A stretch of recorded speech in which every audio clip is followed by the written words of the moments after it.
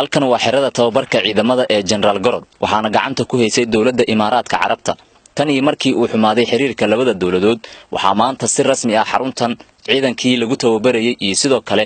gawaari ka kooban 25 cadibile la wareegay dawladda Soomaaliya abaanduulaha ciidamada xoogga dalka Soomaaliya ahna kusimaha taliyaha ciidamada xoogga dalka Cabdullaahi Cali Caanood ayaa sheegay in hadda iyo wixii ka dambeeya ay gacanta ku hayaan xirada tababarka General Gorod dawladda Soomaaliya waxaana uu sheegay inaanay jirin wararka sheegaya in la biliqaystay agabka xirada yaali qaarkood halkan saraakiishii Imaaraadka ee dugsiga maamuleysay waxa ay si buuxda taliska xoogga dalka Soomaaliyeed ugu wareejisay maamulkii dugsiga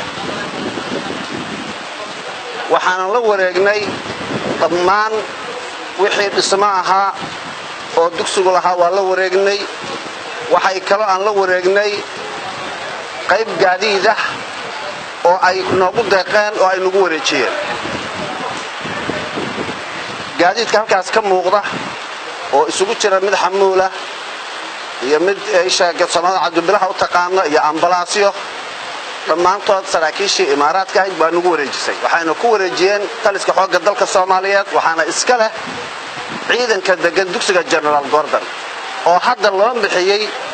guutada Daljir oo la taliye guuto abaanduula guuto taliye ururo abaanduula ururo ila taliye hore nidaamka ciidamada loo dhisay baa u dhameystiran yihiin hadda ciidankaas halkan degan saraakiishan garbahayga taagan waa saraakiisha xaradan iyo ciidankan iyo gaadiidkan iyo qalabkan maamuleysay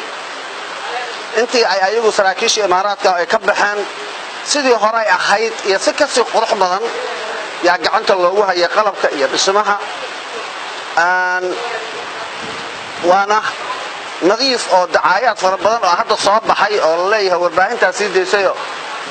dugsi General Gordon waa la bilqayso saraakiishii nin walba oo iska qaatay baabuur